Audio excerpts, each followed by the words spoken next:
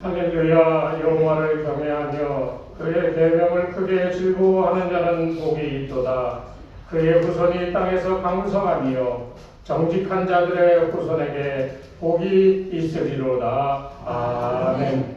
거룩하신 하나님 아버지, 주님 앞에 나와 우리를 주님 앞에 내어드리며 주의 영광을 찬양하며 하나님께 영광을 돌리고자 하오니 이 시간에 머리 숙인 심령들 위에 임하셔서 하나님과 신령한 교제를 나누기에 부족함이 없는 은혜의 시간, 은혜 받는 귀한 성도들이 되게 인도하여 주시옵소서. 하나님 영광 받으시옵소서. 우리의 모든 것을 드립니다. 주여, 우리를 헌신의 제물로 드리기에 부족함이 없도록 이 시간에 우리와 함께하여 주시옵소서. 예수님의 이름으로 기도드리옵나이다. 아멘. 찬송가 216장 함께 찬송합니다.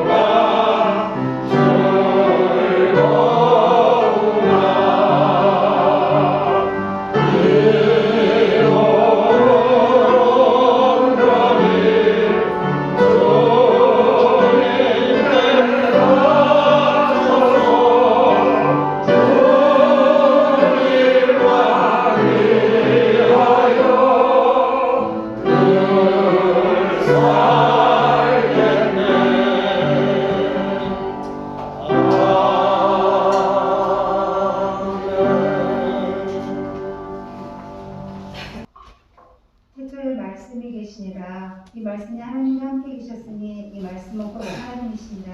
아멘. 말씀으로 오셔서 지금도 말씀으로 우리를 인도하시는 사랑의 주님, 지난 한 주간도 주의 은혜 가운데 살게 하시고 주님의 거룩한 날 주일에 주님을 사랑하는 자들이 이렇게 한 자리에 모여서 함께 예배드리게 하심을 감사드립니다. 아멘. 우리를 택하시고 부르셨을 때 부르신 이곳에서 언제나 한결같은 마음과 모습으로 뜨거웠던 첫사랑, 첫 고백 잊지 않고 죽으면 죽으리라 결단했음에도 불구하고 세상 가운데 살면서 그 마음을 잊어버리고 내 생각이 주님 생각을 앞섰고 기도보다는 사람을 먼저 찾아갔고 기도하였더라도 바로 응답이 더디며 한숨쉬었고 주의 말씀보다는 세상 물질에 더 힘을 쏟고 살았던 저희들의 삶을 회개하오니 이 시간 긍휼히 여기시어 용서함 베풀어 주시기를 간절히 원합니다.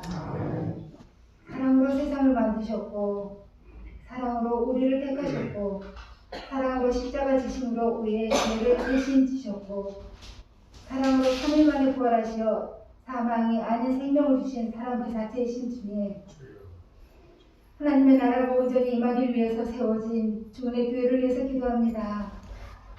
우리 모두가 입으로는 하나님의 나라가 온전히 임하기를 원한다고 하면서 전적으로 기도보다는 사람을 찾아갔고 내 생각이 언제나 주의 생각보다 앞서갔고 주의 말씀에 표대를 정하고 가기보다는 세상의 짧은 지혜로 세상이 그 짧은 지식으로 살고 있는 부분들이 아직도 더 많지는 않은지 돌아보기를 원하고 깨달은 만큼 실천할 줄 아는 참된 행함이 있는 주의 교회의 모든 성도들이 되기를 간절히 원합니다. 누구든지 어린아이와 같지 아니하면 하나님의 나라를 볼 수 없다고 하셨습니다. 스펀지에 물이 흡수되듯이 순수하게 말씀을 믿고 행하는 것이니 거짓과 가식과 위선의 옷을 벗고 순수한 어린아이 같은 순결한 믿음을 가진 모든 성도들이 되기를 간절히 원합니다. 교회의 재정이 풍성해져서 베풀고 나누고 주의 행사를 행하기에 부족함이 없게 채워주시옵소서. 또한 교회 이전 문제를 놓고 합심하여 기도 중이오니 저희 힘으로 할 수도 없고 비늘 덮어진 눈으로 볼 수 없는 예비하신 것들이 필히 있을 것이니 영안이 열리고 귀가 열려서 주가 예비하신 곳을 찾아낼 수 있도록 더 많은 성도들이 새벽을 깨워서 기도하고 삶을 들여서 기도하기를 간절히 원합니다. 그리하여 예비하신 곳 가게 될 때에 재정이 부족하지 않도록 성도들의 가정에 축복에 축복을 더하여 주시어서 사업장이 번창하고 직장에서는 선한 영향력과 주의 빛을 발하는 자들이 되며 가정이 즐겁고 화목하여 사랑이 넘치어 다 함께 주의 축복을 찬양 감사하는 노래가 끊이지 않게 하여 주시옵소서. 출산 후에 회복 중인 성도와 육신의 연약한 가운데 있는 성도들이 있습니다. 또한 이러저러한 사정 이유로 성전 예배에 함께 참석하지 못한 성도들도 있습니다. 이 순간 그들과 함께 하셔서 치료와 회복과 중보 기도하는 사랑하는 마음들을 더하여 주셔서 내 힘이 아닌 하나님의 은혜로 고침을 받고 회복되어 함께 즐겁게 예배하고 찬양하는 주은혜 교회 모든 공동체가 되기를 소원합니다. 김영길 김정렬 집사님의 사랑하는 딸 김경윤 성도님의 병과 치료의 과정을 보면서 살아계시는 사랑의 하나님을 우리 모두가 눈으로 보았고 순간순간 뜨겁게 하나님을 찬양하였습니다. 그 일이 김경윤님만의 일이 아니고 우리 모두의 일이려오니 김경윤님과 우리 모두의 마음 가운데 뜨겁게 사랑으로 자리 잡으신 주님을 찬양하기 위해 예배하고 간증하고 전할 때에 남은 삶의 날들을 주님이 온전히 함께 하여 주셔서 한 걸음 한 걸음 매 걸음이 얼마나 가볍고 소중한지 찬양이 끊이지 않기를 간절히 소망합니다. 그러나 혹시 그리 아니하실지라도 주님과 동행하는 삶을 늘 살게 하여 주시옵소서. 예배를 위해서 교회를 위해서 여러 모양으로 애쓰고 하시는 분들의 손길 위에 축복하여 주시고 준비하여서 신앙인의 참된 소원이라는 제목으로 선포하실 목사님의 말씀 위에도 능력을 더하여 주시어서 이 시간에 모든 자들이 살아계신 하나님을 만나는 시간이 되게 하여 주시기를 간절히 소망합니다. 믿음으로 찬양하는 이구에게 찬양을 흡양하여 주시기를 바라고 어제도 오늘도 내일도 영원까지 나와 우리와 함께 하실 예수 그리스도의 이름으로 기도드립니다. 아멘.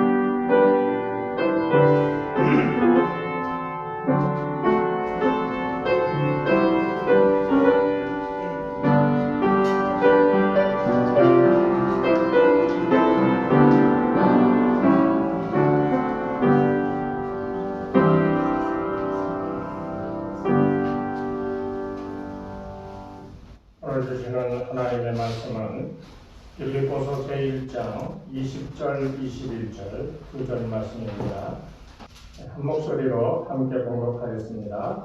나의 간절한 기대와 소망을 따라 아무리 되든지 부끄러워하지 아니하고 지금도 전과 같이 온전히 담대하여 살든지 죽든지 내 몸에서 그리스도와 존귀하게 되게 하여 하나니 이는 내게 사는 것이 그리스도니 죽는 것도 유익함이라. 아멘. 할렐루야. 아멘. 우리 주님의 은혜와 평강이 여러분 삶 속에 충만할 수 있도록 우리 주의 이름으로 축원합니다. 우리가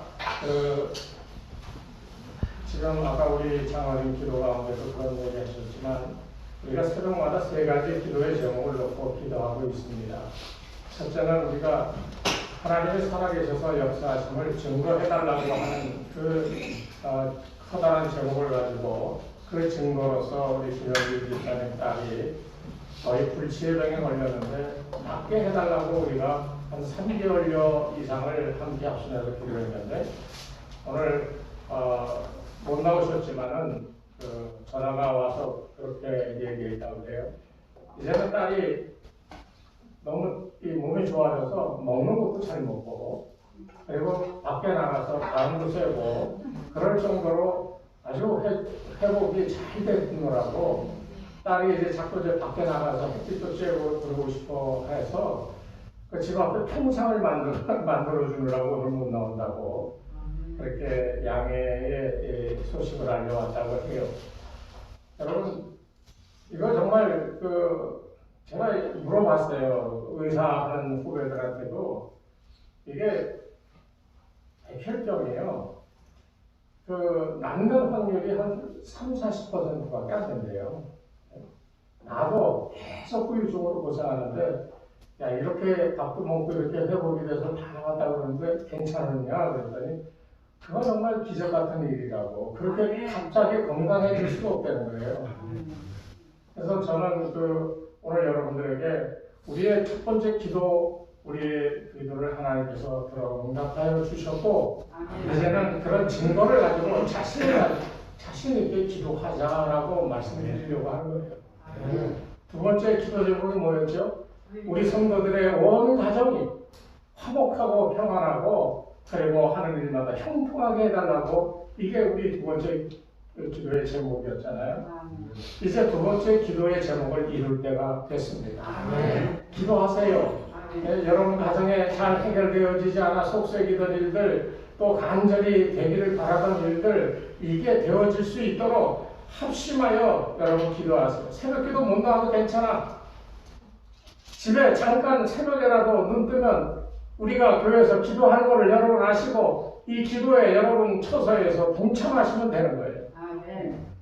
기도하셔서 여러분 가정에 하나님이 주신 축복이 얼마나 큰지를 체험할 수 있는 두 번째 증거를 갖게 되기를 바랍니다.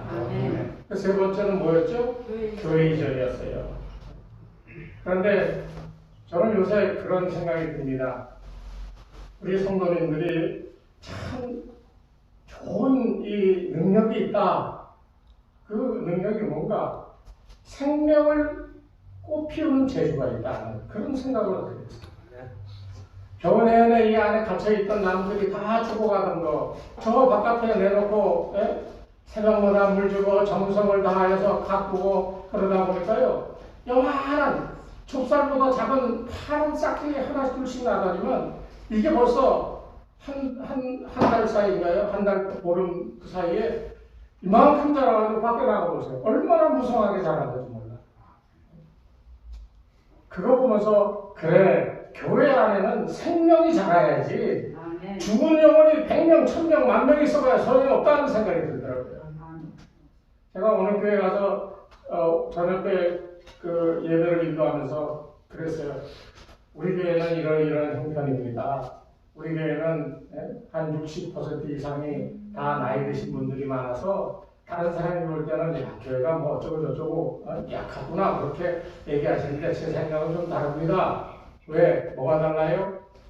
이제 젊은 분들보다 일반적으로 봤을 때 주님 앞에 갈 날이 멀지 않은 분들인데 이분들에게 구원의 확신을 심어줘서 흔들리지 않은 믿음으로 영원한 나라에 가게 할 수만 있다면 천명 만명 목회하는 것보다 훨씬 더 주님 앞에 칭찬받을 거라 믿기에 나이 드신 분들이 오면 참으로 반갑게 우리 교회를 영접하고 그런 일에 힘을 쏟습니다. 그랬더니 다 놀라는 거예요. 요새 교회에 보통 한 60%에서 어떤 데는 70%가 다 60, 70대래요.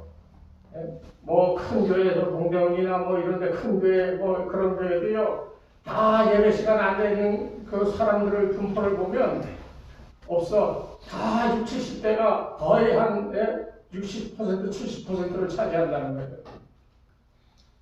교회가 점점 그렇게 돼가고 있어요. 그러면서 한탄스럽게 젊은 사람들은 다 어디 갔냐 그렇게 얘기하는데요. 사실은 젊은 사람이 어디로 간 책임은 우리의 책임입니다.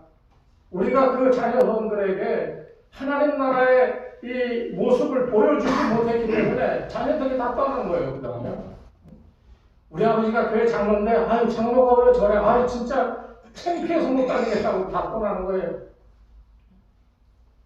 그럼에도 불구하고 소망을 갖자라고 얘기하는 부분이 나이 든 분들은 성도가 아니냐. 이 사람들은 그냥 나이 들었기 때문에 그냥 얹혀져서 그냥 같이 가는 사람들이냐. 아니라는 거예요.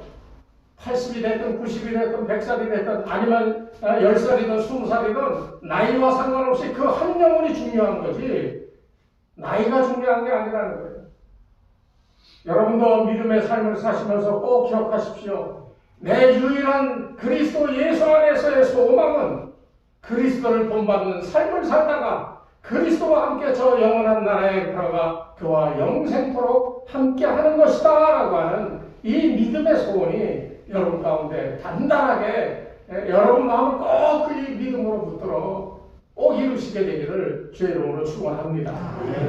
이게 안 되는 사람들이요 이 땅을 살아가면서도 조금만 힘들면 불평불만 늘어놓고요 자기 마음에 안 들고 자기 생각대로 안 되면 어떻게 해서든지 그걸 한번 뒤엎어보려고 그런 생각을 자꾸 하게 되는데 여러분은 그런 거에 휘둘려서 살아갈 사람들이 아닙니다.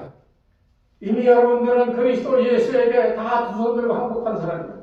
오늘 사도 바울이 여기서 얘기하고 있는 빌립보서 1장 20절로 21절 말씀을 여러분 마음속에 늘 묵상하시기 바랍니다. 왜냐하면 사도 바울 같은 사람은요 자기의 모든 것을 예수께 다 드리고 자기 소유는 자기가 주장할 것은 하나도 없다라고 그렇게 얘기하는 그런 사람이었잖아요. 왜 그렇게 됐을까요? 오늘 여기에 이 20절 말씀을 보면 세 가지로 이 사도 바울은 얘기를 하고 있는데 하나는 나의 간절한 기대에 소망을 따라 지금 내가 하는 거는 나의 간절한 소망과 이 기대에 따라서 하는 거라는 거예요. 자의적으로 자발적으로 하고 있다라고 하는 것을 얘기하고 있고 두 번째가 아무 일에든지 부끄러워하지 아니하고 아무 일에든지라고 하는 말은 모든 세상 일을 행함에 있어서 자기가 부끄러워하지 않는다는 거예요. 내가 무엇을 하든지 간에 부끄러워하지 않을 수 있으면 그것으로 족하다라고 하는 것을 얘기하고 있고요. 그래서 그 다음에 전과 같이 온전히 담대하여 살든지 죽든지 이건 이제 뒤에 나오는 말을 수식하는 거죠. 뭐를 위해서요? 내 몸에서 그리스도가 존귀하게 되게 하기 위해서.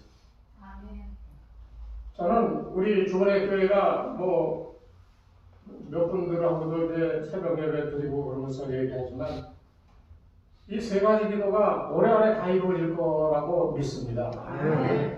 아니 생명이 살아나고 있잖아요 지금. 이게 정말 중요한 건데요. 무슨 뭐 세상에 좋은 이야기를 가지고 우리가 함께 묵상하는 것도 아니고 성경에서 가르쳐 주는 대로 한번 따라 해보자라고 우리가 지금 모여서 예배드리고 함께 말씀을 배우는 거잖아요. 여러분 따라 하는 것 사도 바울을 본받아야 되는 이유가 바로 여기 있어요. 사도 바울은 원래 태생적으로 이 사람이 뭐 부끄러워할 만한 일이 없는 사람이었잖아요. 인간적으로 보면 사도 바울은 자신이 자기의 어떤 이런저런 것들을 자랑하는 것을 우리가 예전에 성경에서 봤습니다. 이 사도 바울이라고 하는 사람은 정말 부끄러움이 없는 사람이었어요. 왜? 이 사람은 베냐민 지파, 유대 지파 중에서도 베냐민 지파의 명문가 출신이죠. 그리고 가말리엘 이 문화에서 높은 학식을 공부하고, 그리고 바리새인으로서 조금도 부족함이 없고, 이 바울, 이 되기 전 사울이라고 하는 사람은 자기 인간적으로 생각할 때 부끄러움이 없는 사람이었어요. 자랑스러운 일들만 가지고 살아가던 사람이었어요. 그런데 이 사람이 그 자기가 자랑스럽게 여기던 걸 전부 불토하는 것 같이 버려버리고 주님 앞에 굴복하고 오로지 주님만이 존귀하게 되게 하기 위하여 살아간다라고 하는 그 이유가 뭐겠느냐는 거예요. 오늘 그것을 우리가 먼저 배워야 된다는 거예요.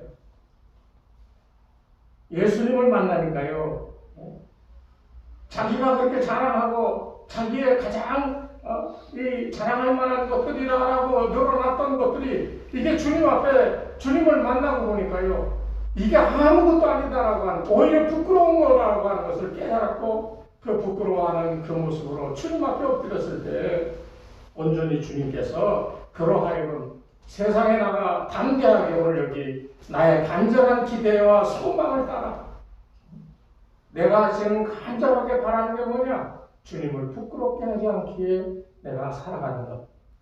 그런데 여러분, 부끄러워하는 거에도 여러 가지가 있어요. 사람들 앞에 뭔가 잘못해서 부끄러워하는 것도 있지만요, 그런 건 다 그냥 우스갯소리같이 넘어가고 다 그럴 수 있어. 그러나 죄에 대하여 부끄러워하지 않는 사람들이 되어야 되는데요, 죄 때문에 부끄러워하는 사람들이 얼마나 많은지 알아요?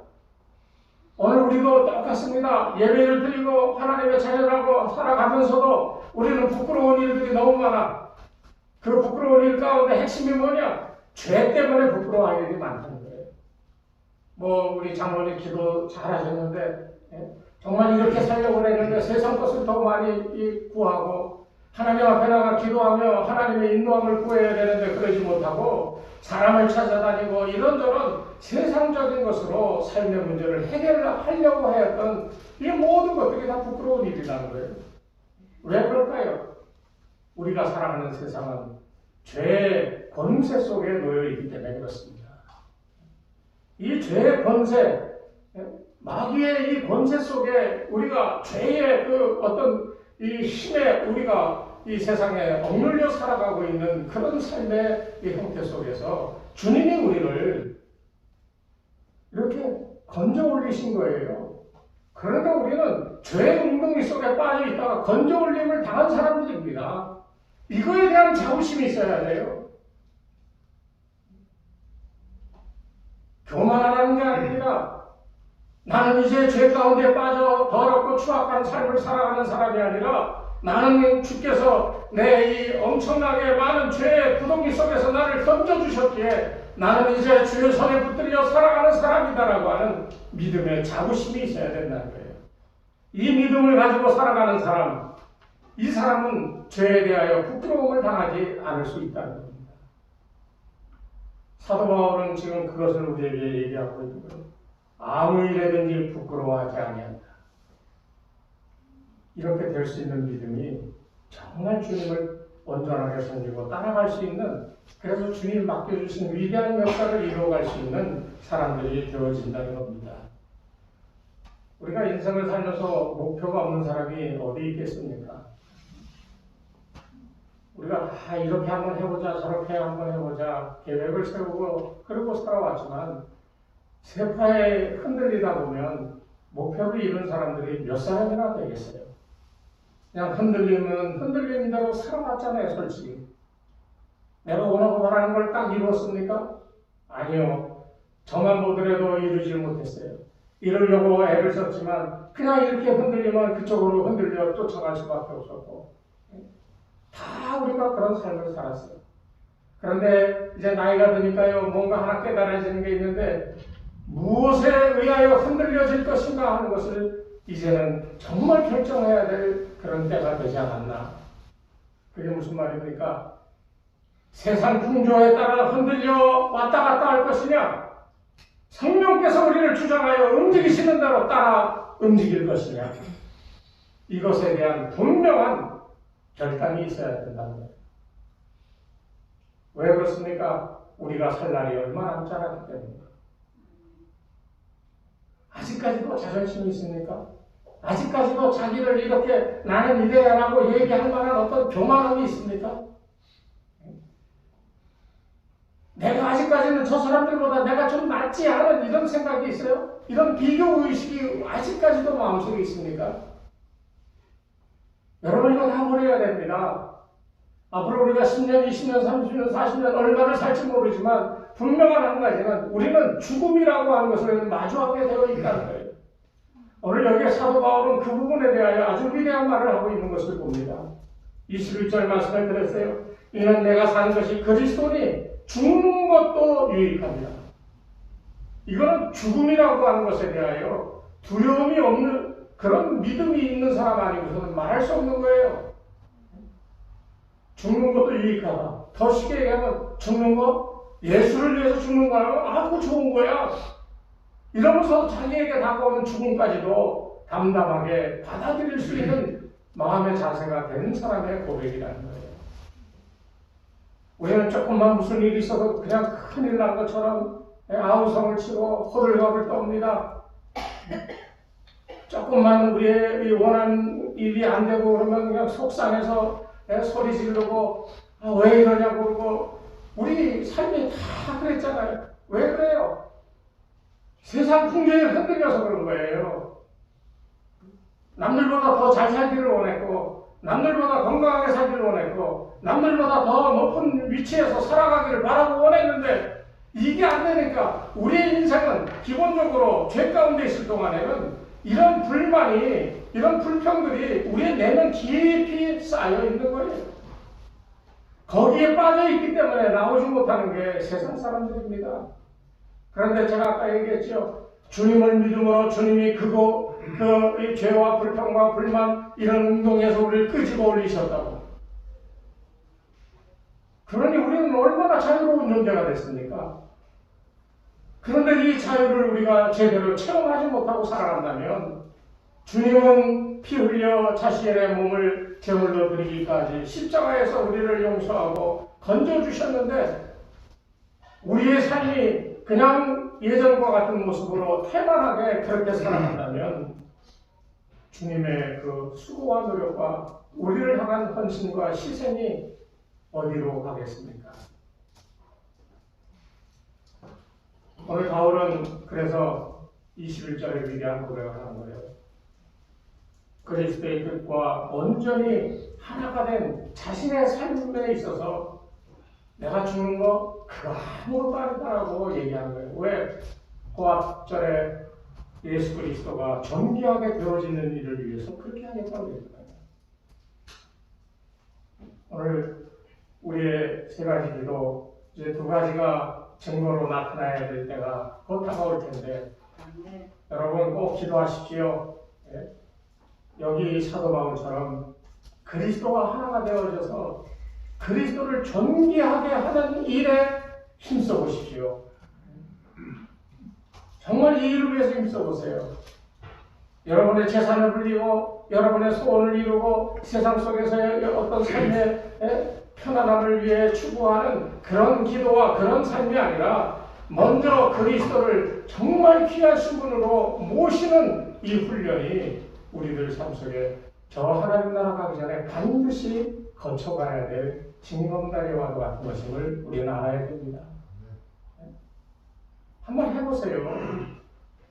주님을 존귀하게 여기는 그 삶의 이 태도를 우리가 배워야 되는 거예요. 왜냐하면 주님이 십자가에 피 흘려 돌아가시면 우리에게 영생을 허락해 줬잖아요. 보장해 주셨잖아요.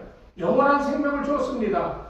믿음으로 구원을 얻은 자들에게는 이 영생을 특권으로 영생의 진리를 우리에게 허락하여 우리로 알게 하셨어요.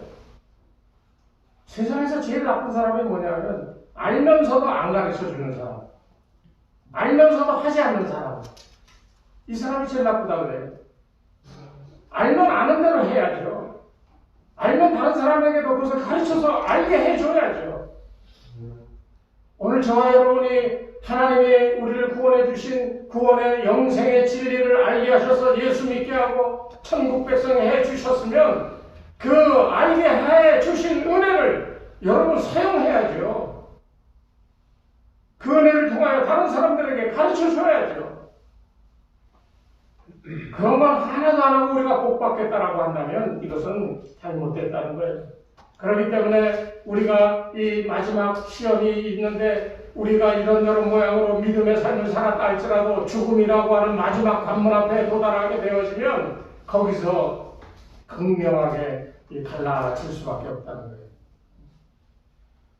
우리의 인간의 한계를 극복하기 위해서는 반드시 죽음이라고 하는 이 관문 앞에 서야 되는데 바울은 사는 것이 그리스도니 죽는 것도 유익함이라 하는 이 말 속에는 사도 바울의 이 삶 속에 삶과 죽음을 초월한 이 영원한 진리, 영생에 대한 진리를 담고 살아가는 사람의 믿음의 자신감이 이 말 속에 보여지고 있습니다. 그러니까 여러분도 사는 것은 내게 사는 것은 그리스도니 내가 죽는 것도 유익함이라고 하는 말에 대한 비밀을 여러분 깨달으시길 바랍니다. 무슨 일이 있든지 간에 내가 사는 게 아니고 그리스도가 사는 것임을 여러분이 고백하면 여러분이 죽든지 살든지 상관없다는 거예요. 왜? 사는 것도 그리스도시고 죽으신 것도 그리스도시니 나하고는 관계없이 나는 그저 그리스도 옆에 그와 더불어 함께 있기만 하면 그리스도께서 행하시는 것이 곧 내가 행하는 것이 되고 내가 행하는 것이 그리스도가 행하는 것이 되어진다는 거예요. 그래서 요한복음 15장 16장 이 말씀을 쭉 보면 내가 아버지 안에 아버지가 내 안에 내가 너희 안에 너희가 내 안에 있다라고 주님이 강조하신 말씀들을 비로소 이해할 수가 있게 되어진다는 겁니다. 오늘 이 시간에 여러분 영생의 진리를 깨달으시기 바랍니다. 그 깨달은 진리를 가지고 사용하세요. 그냥 붙잡고만 있지 마시고 사용하셔서 이 지혜, 인간의 지혜나 상식으로 이해할 수 없는 것이니 이것은 하나님의 은혜를 입지 않으면 깨달을 수가 없는 거예요. 그러므로 하나님의 은혜를 구하시고 이 영생의 진리를 깨달아 하나님 앞에 갈 수 있도록 마지막 죽음의 문턱에서 죽음을 이기고 그리고 다시 살아나는 영원한 생명이 보장되는 이런 삶을 살아가는 여러분 되시기 바랍니다. 우리 주문의 교회는 이런 것이 중요한 거예요. 누가 헌금을 많이 했다, 누가 뭘 했다, 사람이 많이 모이고 뭐가 어떻게 됐다 이런 것이 중요한 게 아니라 우리에게 중요한 것은 이런 영원한 생명의 진리를 깨달아서 우리 한 사람 한 사람이 죽음을 넘어 영생의 나라에 들어갈 수 있는 충분한 자격과 실력을 믿음의 실력을 갖추는 이런 마지막 죽음을 앞둔 이 삶의 훈련장이라고 하는 사실을 우리가 깨달을 수 있으면 좋겠습니다. 마지막 한 가지 얘기하고자 하는 것은 우리가 주님을 위해 살고자 하고 오직 주님만이 우리의 삶 속에 존귀하게 되려 하는 이 삶을 살고자 하는 사람에게 있어서 우리에게 보증되어지는 것이 하나 있어요. 우리가 주님을 위해서 나는 죽고 그리스도는 사셨습니다 라고 할 때 하나님은 우리에게 인정하시고 우리에게 보증해 주시는 게 있는데 그게 뭐냐면 하나님의 저 보좌의 그 자리에 그리스도와 우리가 함께 앉게 해 주신다는 보증입니다. 갈라디아서에 보면 참 바울이 그렇게 얘기했거든요. 우리가 주님과 더불어 그의 보좌에 함께 앉아서 영생의 나라를 살아갈 것이다라고 얘기하고 있다는 거예요.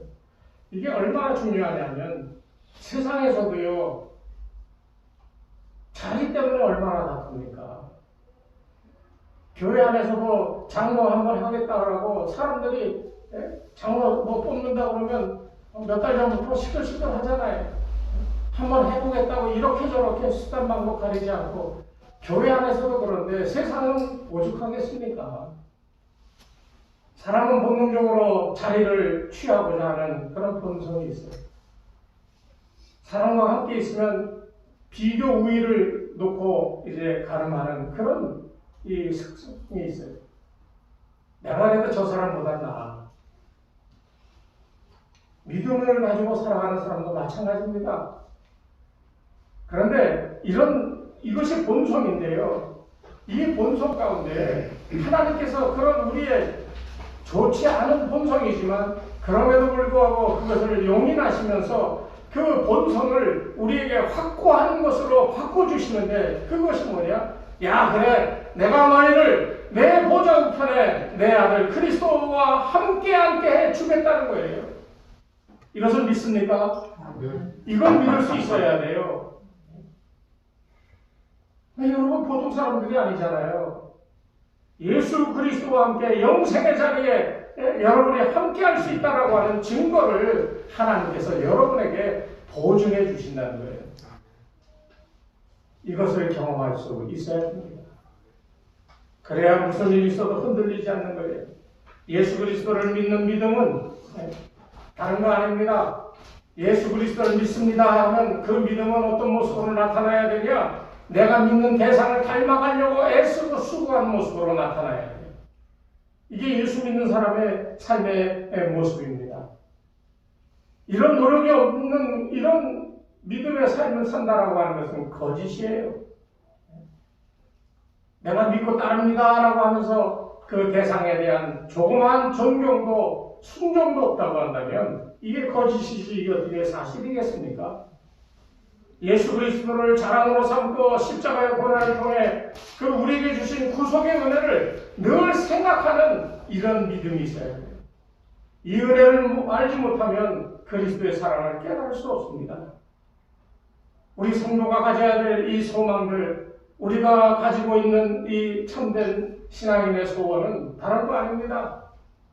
세상을 살아가는 동안은 우리가 믿는 그리스도를 본받아 그리스도를 따르며 그가 명령하신 대로 살아가는 훈련을 열심히 하며 그리스도를 닮아보자 하는 이런 인생이 되어야 되고, 그리고 죽음을 앞두고서는 그리스도가 내가 사는 것은 그리스도니 이제 내가 죽는 것도 유익하노라 하며 죽음을 초월하여 하나님이 인정하고 보증한 하나님 보좌 우편에 그 주님의 자리에 함께 앉을 수 있는 이런 영광의 믿음을 갖는 것이 필요하다는 거예요. 이게 우리의 성도들의 믿음의 소원이 되어야 됩니다. 오늘 우리는 앞에 세 가지 기도 제목을 놓고 우리가 기도한다고 그랬는데 이제 두 번째 기도 제목이 본격적으로 이제 하나님 응답해 주시라고 믿습니다. 여러분 마음에 계획하고 기도하며 추진하고 있던 가정의 일들이 이제 얼마 안 가 반드시 하나님이 여러분을 축복하여 여러분들이 기도가 응답되어지는 확실한 증거를 이제 받게 될 줄로 믿으시기 바랍니다. 이 증거들이 나타나야 돼요, 여러분. 가정이 잘 돼야 됩니다, 정말. 지난 가정의 날 예배 특별히 와달라고 해서 어느 교회 가서 얘기를 했는데요. 우리가 자녀들이 교회를 떠나는 이유 가운데 가장 중요한 것 가운데 하나가요. 부모가 믿음의 삶을 보여주지 못하기 때문이라는 거예요.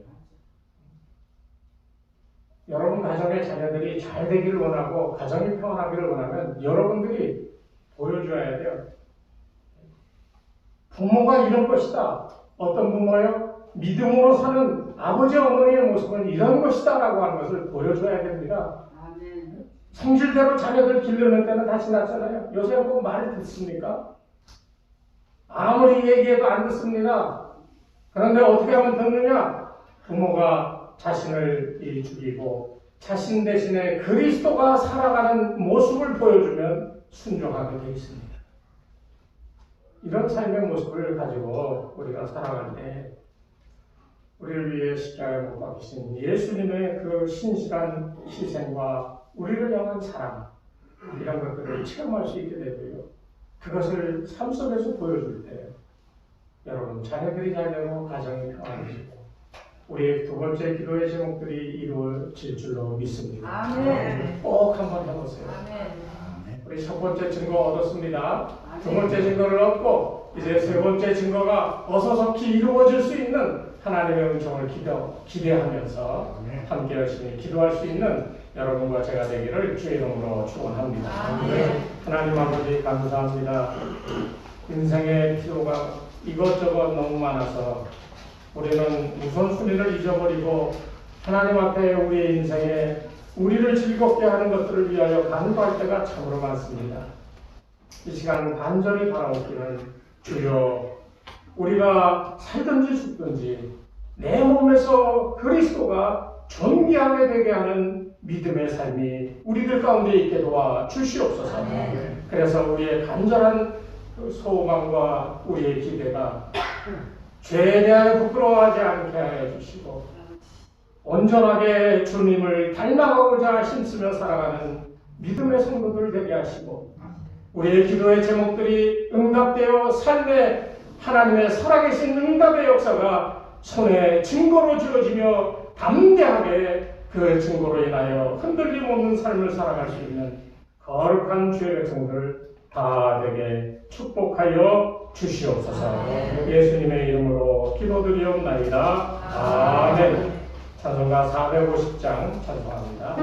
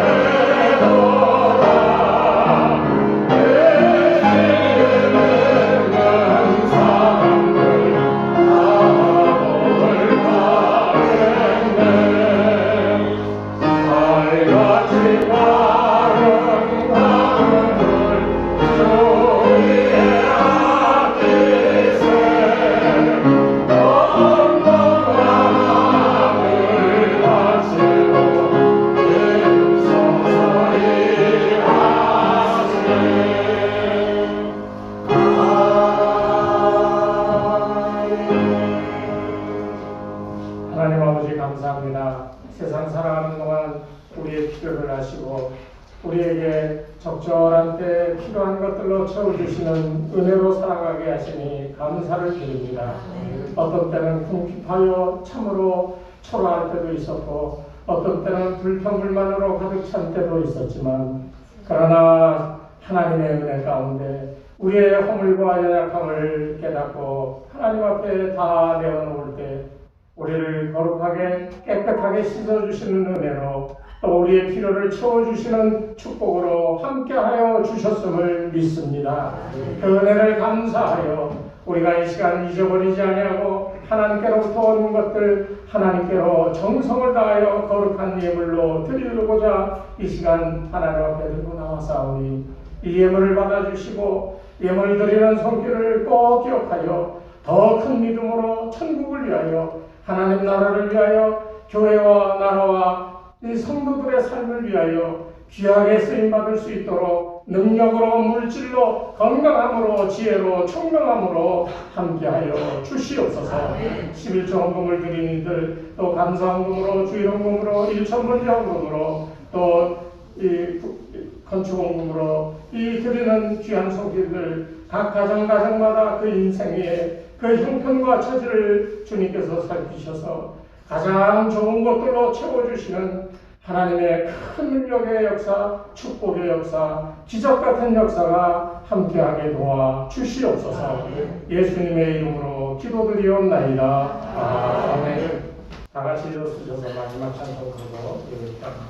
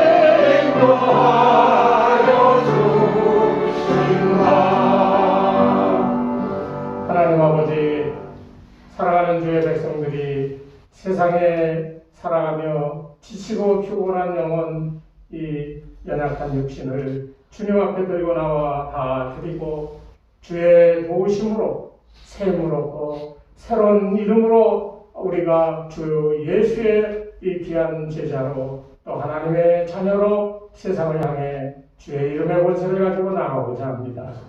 주여 동행하여 주시고 무슨 일을 만나든지 만사형통의 축복을 누리는 주의 거룩한 자녀들 다 되게 축복하여 주시옵소서.